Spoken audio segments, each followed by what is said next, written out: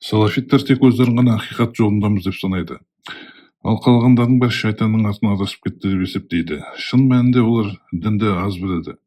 Мен бір сауатты ваххабит салафитті тіріде өлуде көрген емеспін. Мен сендерге ең қарапайым мысал келтірейін.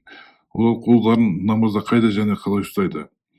Олардың барлығы дерек интернеттен тағут фигураларының өтірік құдайлар мен яхудилердің қолдарын кеудесіне айқастырып ұстаған суреттерін көруді.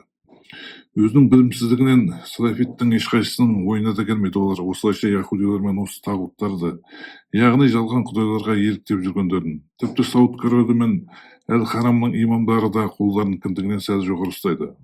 Олардың бәрі осыны көреді, бірақ шайтан оларға істерін әдемі және дұрыс көрсетеді.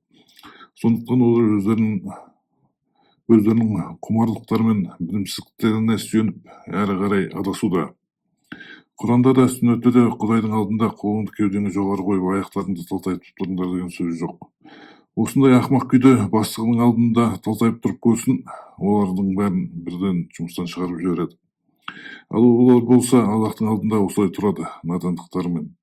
Қолыңды да аяқтарыңды намазда өзіңе ыңғайлы позада ұстай беруге болады. Шииттер мен маликиттер намазда қолдары төмен түсірілген күйде тұрады, одан намаз бұзылмайды.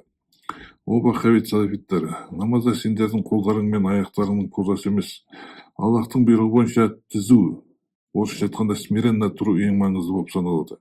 Тек сендер ғана намаз кезінде тез тұра алмайсыңдар, үнемі бетіңді немесе денеңді қасисыңдар, киіміңді және тағы басқа түзетесіңдер. Сондықтан шайтан сендерді өте жақсы көреді.